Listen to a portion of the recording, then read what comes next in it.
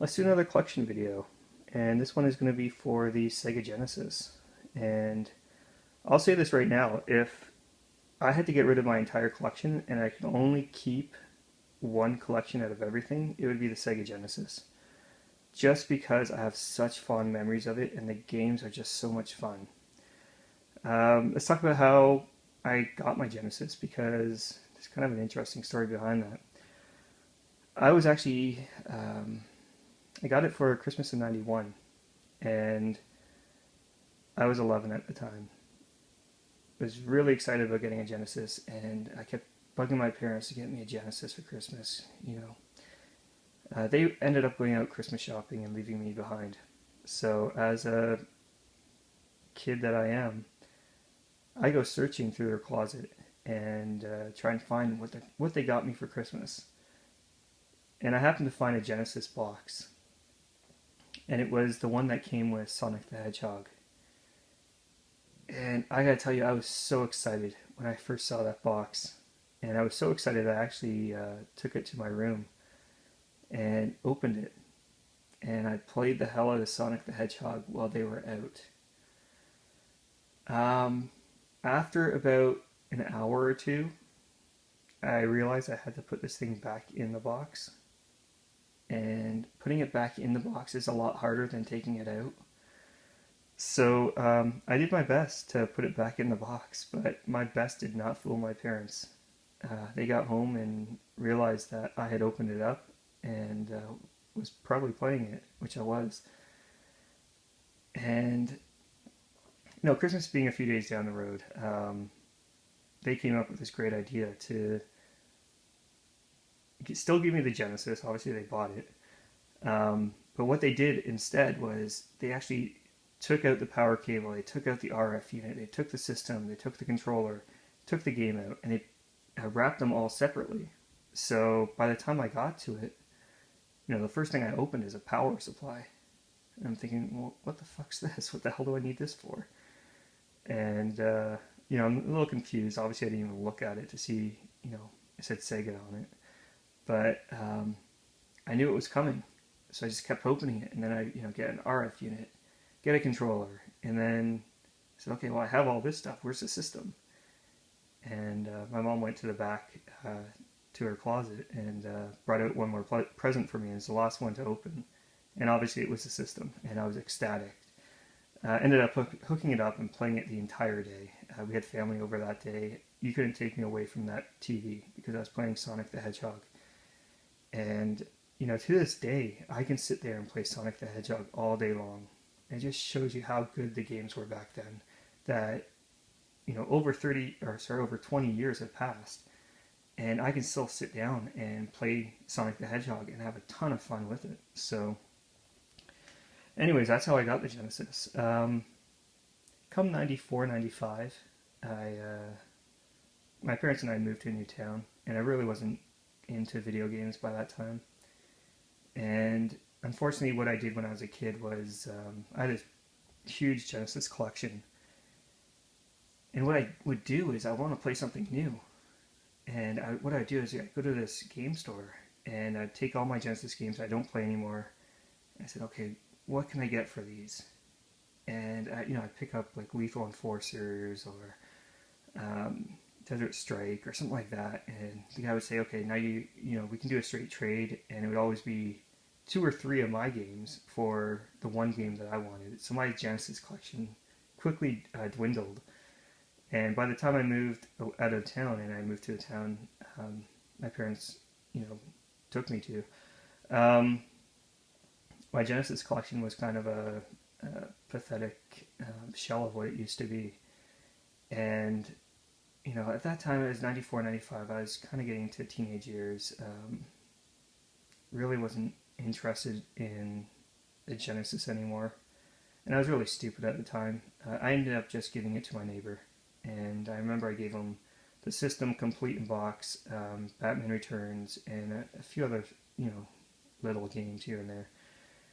So I actually don't own my original Genesis, which is sad, but I do have it complete in box now. So when I started to actually recollect my collection, one of the first systems I got was a Sega Genesis for obvious reasons. And a lot of the games I picked up bundles for, and then I'd sell off what I didn't want and keep what I wanted.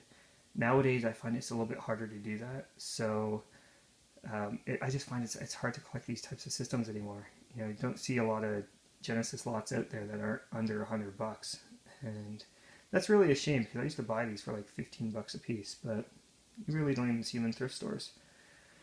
So, anyways, that's kind of my history with the system. I currently have 89 games. I'm not sure if I mentioned that or not, but definitely very happy with what I have right now. There's still a few more games I want to get for my collection, but what I have right now can hold me, you know, probably for the rest of my life if I had to get rid of everything else. I just play these games over again.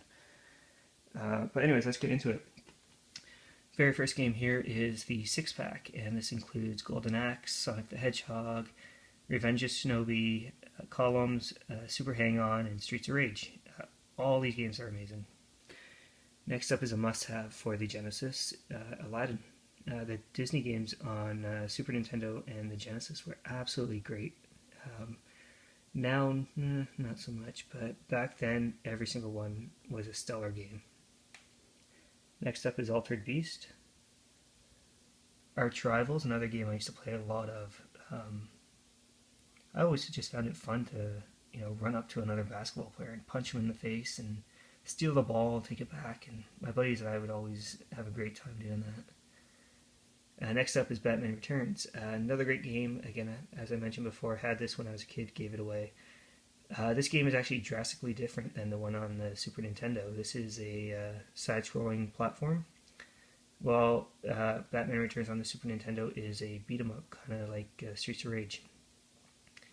Out of the two, I do have fond memories of playing this, but technically I think the Super Nintendo version is superior.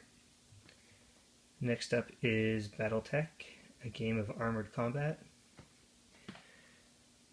Battletoads, and this game I tried beating this. This game is just so hard. I never got through it. Next is Battletoads and Double Dragon. Biohazard Battle. Buck Rogers. Captain America and the Avengers. This kind of also reminds me of kind of like a beat 'em up like Streets of Rage. Not nearly as good, but it's still a lot of fun. Castlevania, or not Castlevania. This is Castle of Illusion, starring Mickey Mouse. This game has actually jumped in price for some reason. I really have no idea why, but it's starting to demand a hefty amount. Next up is Columns. This game here is, I guess, Genesis version of Tetris. It's not as good, but it's still a lot of fun. It gets really hard really quick, though. Comic Zone. Contra Hard Corp. Desert Strike.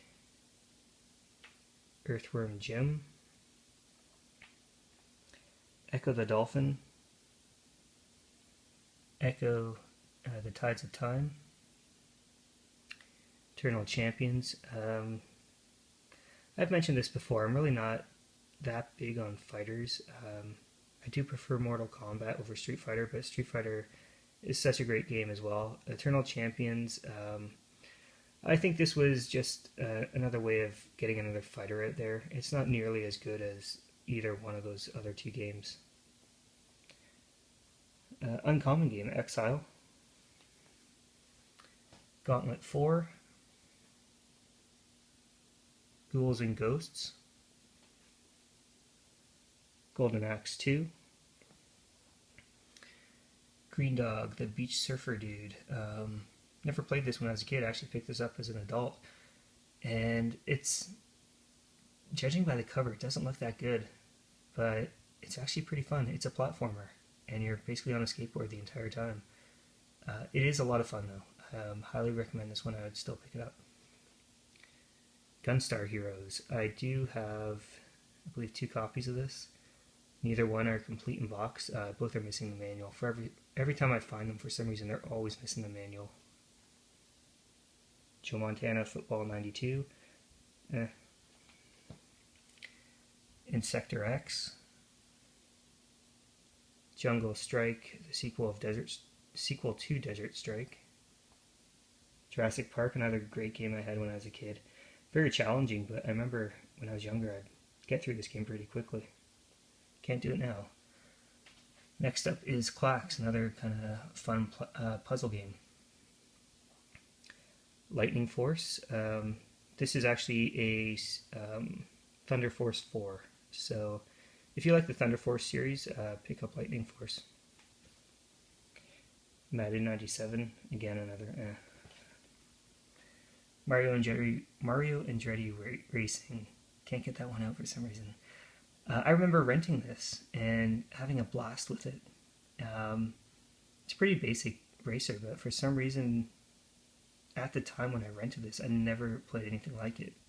And I absolutely loved it when I saw it at a thrift store. I picked it up immediately because I knew exactly what it was. Mortal Kombat and Mortal Kombat 2. Next up is Miss Pac-Man, Mutant League Football, and Mutant League Hockey. Okay, let's continue on. Very first game here is NBA Jam. NBA Jam Tournament Edition. NHL 95. The original NHL Hockey. I remember playing this actually when it first came out, and went to a friend's house, and there was a bunch of people crowded around the TV waiting to play this. And I think we played it all night. We were just in awe of, you know, the way that the Genesis processed this game, because we were used to playing, you know, ice hockey or Blaze of Steel on the NES, and then this came around and just blew them out of the water. Those other games are definitely great games as well, but technically this one's a lot better. Next up is Quackshot,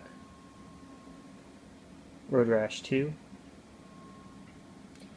Rocket Knight Adventures, Shinobi, Return of the Ninja Master, Shove It. This is, I don't know if it's uncommon. It's not even that great a game. I think right now this would make a really fun like iPhone game, or game for your iPad, or you know, one of those apps. This really reminds me of something like that. Sonic Spinball, of course, Sonic the Hedgehog, Sonic 2, which seems to come with every bundle you buy nowadays. Sonic the Hedgehog 3, Sonic and Knuckles, Space Harrier 2, Spider-Man, Spider-Man Venom of Maximum Carnage. This is another one of those, it's like a beat 'em up, like Streets of Rage. A lot of fun. Really hard though, when you face Carnage, really difficult. Next up is Street Fighter 2 Special Champion Edition, Streets of Rage, Streets of Rage 2, and Streets of Rage 3. This one here is actually a little bit harder to find than the other two, and definitely demands a little bit more money for it. I have to say, every single time I watch someone play a Streets of Rage game and do a playthrough or a walkthrough or whatever, I always have to go back and play this myself, just because these games are classics. Even the music's amazing in them. Next up is Strider, Subterranea, Super Street Fighter 2, Super Thunderblade, Tailspin, which I actually picked up at the Waterloo video game swap, Tasmania. I actually remember seeing this in Zellers, back when Zellers was around, and they had this playing on the screen and by the video game section, and was just in awe of the graphics. I always wanted to play this, and never ended up picking it up until, you know, I got much older. And definitely glad I did, because this one's actually a lot of fun. Next up is Taz and Escape from Mars, Teenage Mutant Ninja Turtles: The Hyperstone Heist, Toe Jam and Earl and Panic and Funkotron, Thunder Force 2, Thunder Force 3, Tony La Russa Baseball. I picked this up just because, again, this is another one of the games I had when I was a kid. And this copy here actually comes with a bunch of sports cards. It's not really sports cards, but it's like uh,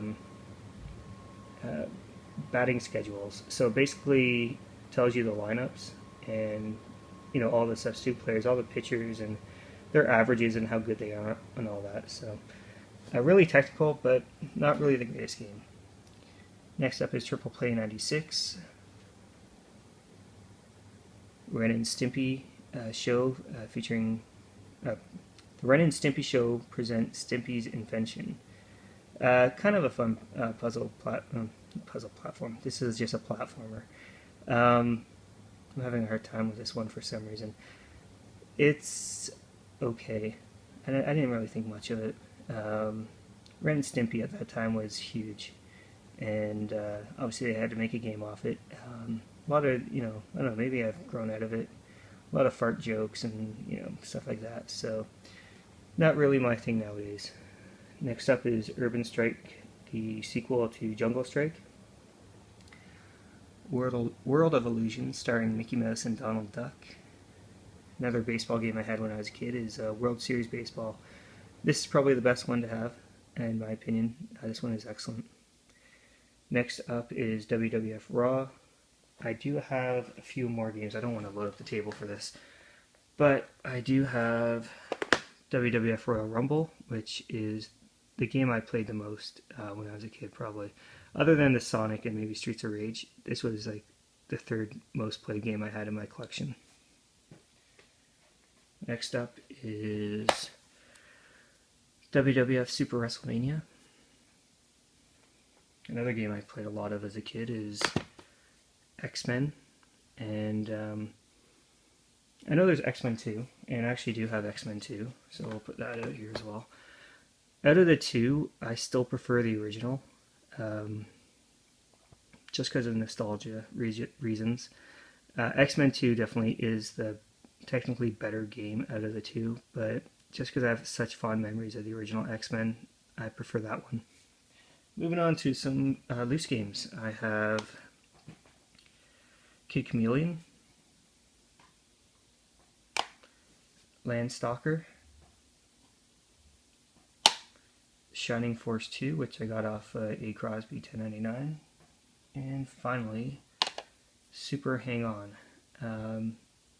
Played through this. I actually prefer Road Rage over Super Hang On, just because I get to kick people's asses when I'm driving by them. So anyways, that is the entire Sega Genesis collection. Hope everyone enjoyed, and until next time, take care.